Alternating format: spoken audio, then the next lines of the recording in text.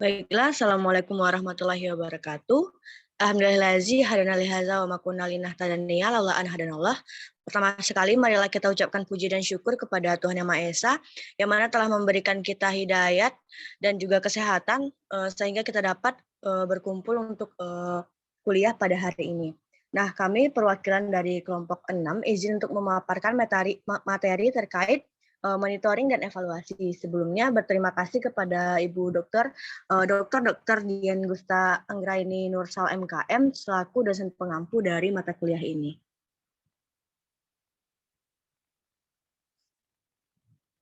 Untuk anggota dari kelompok 6 itu beranggotakan 6 orang, ada Sahnazia Ulmi, ada Vanessa Anggraila, lalu ada Kak Andini, ada Melti Isyahda, ada saya sendiri, Putri Ramadhani, dan Farah Diba Medina. Untuk outline pembahasannya pada kali ini itu akan membahas terkait pedoman lapangan antar lembaga kesehatan reproduksi dalam situasi darurat bencana, yaitu pada tahun 2010, dan juga berdasarkan PPAM kesehatan reproduksi pada krisis kesehatan. Untuk selanjutnya akan dibahas oleh rekan dari anggota kelompok 6.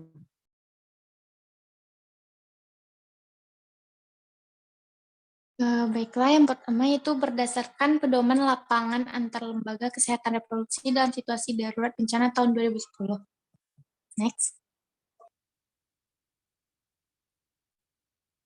Yang pertama ada asesmen.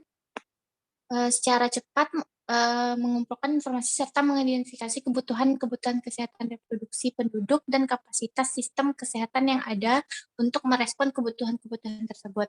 Asesmen dilakukan pada fase awal respon bencana, asesmen awal yang cepat dilakukan oleh para mitra kemanusiaan. Nah, ada 4 metode penting untuk mengumpulkan data dalam asesmen, yaitu mencakup yang pertama, pengkajian informasi yang ada,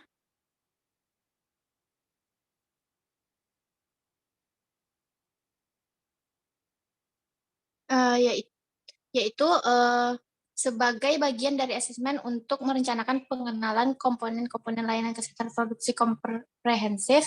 Suatu kajian yang menyeluruh atas sumber-sumber data sekunder harus dilakukan untuk mengumpulkan informasi kesehatan reproduksi tentang populasi yang terdampak. Nah, data tersebut akan tersedia dari Kementerian Kesehatan, lembaga-lembaga PBB, dan LSM-LSM. Yang kedua ada wawancara informan kunci, yaitu tujuannya itu untuk mengumpulkan informasi dari banyak kalangan masyarakat, termasuk para pimpinan masyarakat, profesional, atau penduduk-penduduk yang memiliki pengetahuan langsung mengenai populasi yang terdampak. Nah, informasi yang dikumpulkan selama asesmen harus mencakup pandangan informan kunci mengenai kondisi dan praktek sebelumnya. Yang ketiga ada diskusi kelompok berfokus. Nah, tujuannya adalah untuk memperoleh informasi mengenai kepercayaan dan sikap kelompok terhadap suatu persoalan atau masalah kesehatan tertentu. Diskusi kelompok berfokus berbeda dari wawancara informan kunci karena memungkinkan interaksi di antara semua anggota kelompok. Yang keempat, ada asesmen fasilitas kesehatan. Itu merupakan inventarisasi tempat-tempat di mana layanan kesehatan dapat diberikan beserta pelayanan-layanan yang ada di tempat tersebut. Yang kelima ada survei cepat. Survei cepat itu berguna untuk mengumpulkan informasi berbasis penduduk secara cepat selama asesmen. Nah, survei tersebut harus singkat dan memuat pertanyaan-pertanyaan hanya mengenai informasi yang diperlukan untuk mengidentifikasikan kebutuhan-kebutuhan kesehatan reproduksi dasar. Next. Yang kedua ada monitoring. Itu pengumpulan, pelaporan, maupun analisa data secara teratur dan berkesinambungan selama durasi pelaksanaan program dan merupakan bagian sangat penting dari setiap program kesehatan reproduksi. Monitoring ditujukan pada pengukuran kemajuan proyek ke arah pencapaian tujuan-tujuan program monitoring, mencakup diseminasi hasil-hasil secara tepat waktu sehingga tindakan dapat diambil.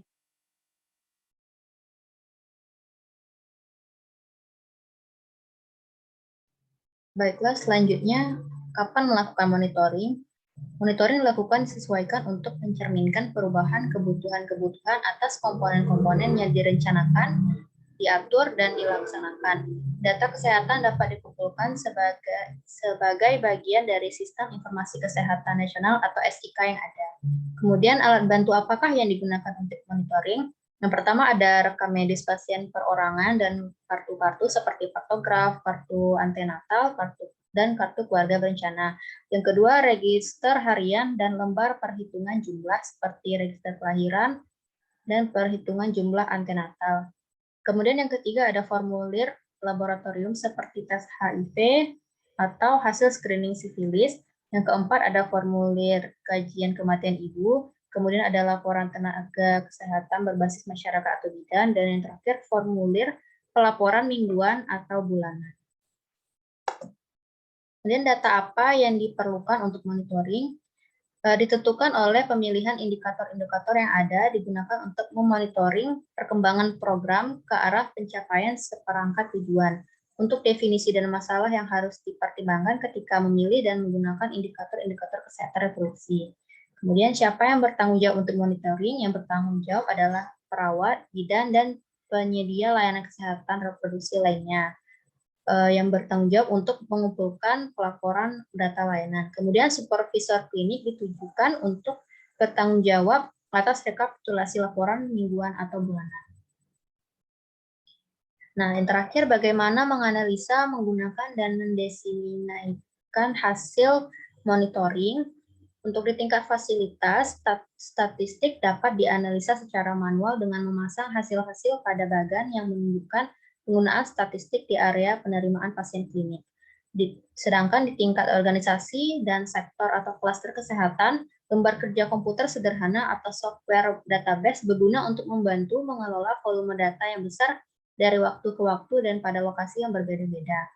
Penggunaan data dan umpan balik hasil merupakan hal utama untuk memastikan bahwa informasi diterjemahkan ke dalam praktik kesehatan masyarakat dan peningkatan yang dapat diukur dalam status kesehatan reproduksi penduduk. Selanjutnya ada evaluasi. Tujuan evaluasi adalah untuk menganalisa efisiensi dan efektivitas program. Evaluasi membandingkan kegiatan program dan layanan atau keluaran output dengan manfaat dan dampak kesehatan masyarakat, serta membantu para petugas kesehatan reproduksi untuk menentukan hal-hal tersebut memenuhi tujuan yang telah ditetapkan. Kapankah waktu untuk mengevaluasi?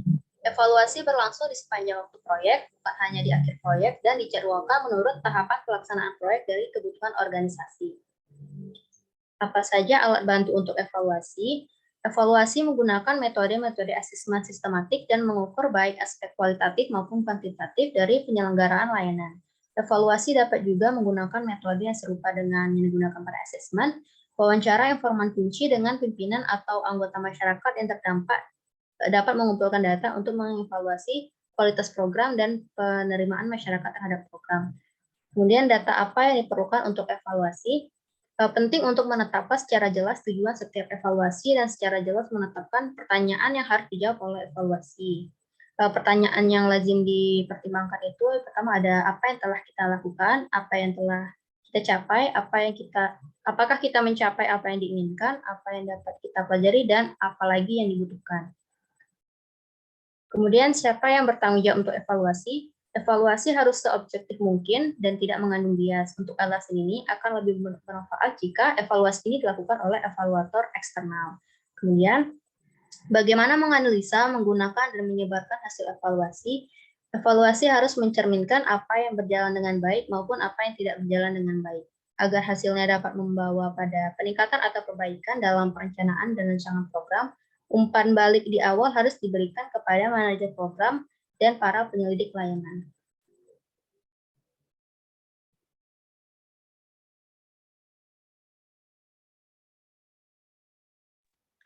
Selanjutnya, itu masuk kepada monitoring dan evaluasi berdasarkan PPAM Kesehatan Reproduksi pada krisis kesehatan. Next. Nah, monitoring dan evaluasi itu dilakukan pada setiap tahapan krisis kesehatan. Untuk pelaksanaan PPAM Kesehatan Reproduksi, monitoring dan evaluasi ini dapat digunakan sebagai dasar dalam penyusunan program kegiatan untuk kita dapat memantau beberapa hal. Yang pertama, kita dapat memantau berbagai kemajuan serta kendala dalam pelaksanaan kegiatan PPAM, termasuk mengidentifikasi solusi-solusi dari kendala tersebut.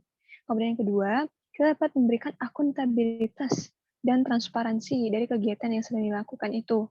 Yang ketiga, memastikan penggunaan kit kesehatan reproduksi pada tingkat puskesmas serta rumah sakit. Dan yang terakhir, untuk memastikan kesiapan pelayanan kesehatan reproduksi yang komprehensif. Next.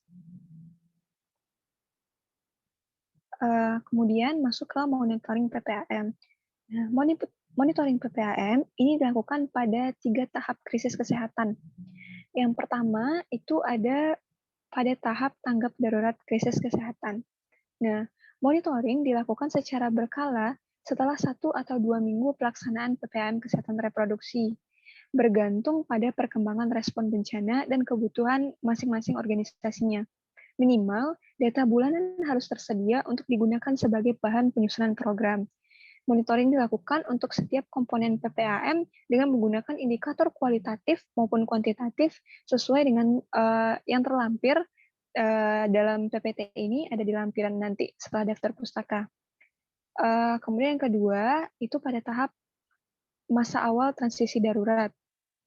Nah, pada masa awal transisi dari tahap darurat ke tahap pasca krisis, itu dapat menggunakan indikator-indikator umum yang menunjukkan telah dilaksanakannya PPAM tersebut. Pencapaian indikator umum ini dapat digunakan sebagai acuan apakah bantuan teknis dari tim subklaster kesehatan reproduksi dari pusat bisa dihentikan, dan subklaster kesehatan reproduksi daerah yang terdampak sudah bisa melanjutkan pelaksanaan PPAM-nya secara mandiri. Kemudian yang tahap yang terakhir itu pada tahap pasca krisis. Nah, ketika kondisi telah stabil, monitoring itu dilakukan dengan menggunakan mekanisme yang digunakan pada situasi normal, yaitu dengan pemantauan wilayah setempat kesehatan ibu dan anak atau disingkat dengan PWSKIA yang biasanya itu dilakukan secara rutin setiap bulannya. Next.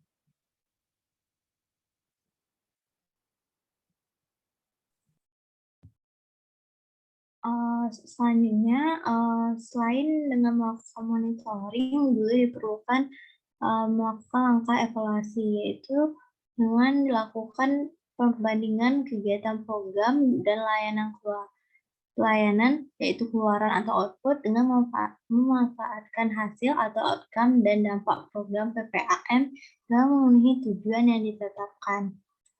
Nah, untuk waktu pelaksanaan evaluasi ini dilakukan di akhir pelaksanaan kegiatan, sedangkan untuk instrumen evaluasinya menggunakan metode asesmen sistematik untuk mengukur aspek kualitatif maupun kuantitatif dari penyelenggaraan pelayanan. Nah, salah satu metode yang dapat digunakan adalah wawancara dengan informan kunci, misalnya ketua atau anggota masyarakat yang terkena dampak. Nah, evaluasi terhadap kualitas atau akses pelayanan ini mencakup kajian terhadap dokumen operasional seperti laporan lokasi, laporan perjalanan, laporan supervisi, catatan pelatihan, serta daftar tilik untuk pelayanan kesehatan kualitatif.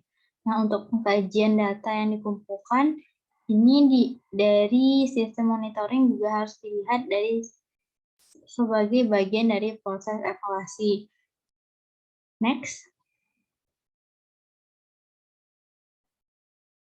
Nah, untuk data-data apa saja yang dibutuhkan dalam proses evaluasi ini, itu ada beberapa komponen penting yang dinilai dalam melakukan evaluasi pelaksanaan PPAM.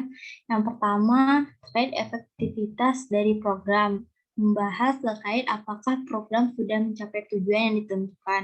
Yang kedua, efisiensi dari program. Apakah sumber daya yang ada telah dimanfaatkan secara efisien, termasuk sumber daya manusia, peralatan, dan pemanfaatan dana, serta lainnya. Yang ketiga, relevansi dari program, menjawab terkait pertanyaan apakah program yang dilaksanakan sudah sesuai dengan kebutuhan dari masyarakat yang terkena bencana. Yang keempat, dampak dan kesinambungan program, apakah program memberikan dampak yang baik kepada masyarakat dan dapat dilanjutkan setelah pasca bencana selesai. Yang kelima, untuk permasalahan, apakah ada masalah yang dialami dan dalam implementasi program dan bagaimana solusi dalam mengatasi masalah tersebut. Lalu komponen keenam itu proses pembelajaran. Pelajaran apa yang didapat selama pelaksanaan program yang paling penting untuk perbaikan ke depannya. dan serta dibutuhkan rekomendasi apa yang harus disampaikan untuk peningkatan kualitas pelayanan untuk melihat detail lembar evaluasinya. Next. Lalu penanggung jawab program evaluasi ini dilakukan kegiatan evaluasi secara objektif dan mungkin diusahakan tidak bias jika evaluator atau orang yang melakukan evaluasi juga terlibat dalam koordinasi atau pengelolaan program. Terkadang sulit bagi evaluator untuk tetap netral dan melihat program yang tidak memihak atau berat sebelah. Untuk analisis dan diseminasi hasil evaluasi, evaluasi harus menganalisis apa yang berjalan dengan baik maupun apa yang tidak berjalan dengan baik. Untuk peningkatan atau perbaikan dalam perencanaan dan rancangan program, lalu umpan balik harus diberikan kepada penanggung jawab atau pengelola program dan para penyedia pelayanan pada saat monitoring dan evaluasi. Hal ini bertujuan untuk memastikan bahwa masalah ini dapat teridentifikasi dan ditangani dengan segera sebelum menjadi persoalan atau resiko yang lebih berat. Next.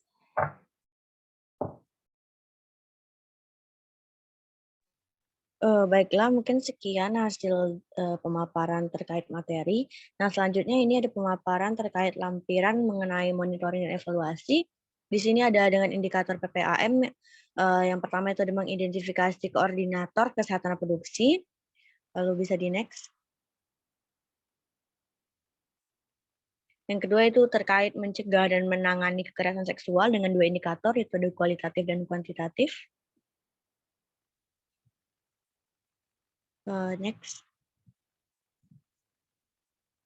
Lalu yang ketiga ada mencegah penularan HIV sama dengan dua indikator juga. Yang keempat itu memastikan tersedianya pelayanan kegawat darurat maternal dan neonatal. Itu dengan satu indikator. Tadi next. Next. Dan yang kelima itu ada perencanaan integrasi pelayanan kesehatan reproduksi komprehensif ke dalam pelayanan kesehatan dasar. Nah, untuk lampiran kedua itu terkait lembar evaluasi yang membahas mengenai aspek apa-apa saja yang akan dievaluasi. Mungkin sekian hasil dari diskusi dari kelompok 6. Apabila ada kesalahan, mohon dimaafkan. Kami tutup dengan Assalamualaikum warahmatullahi wabarakatuh.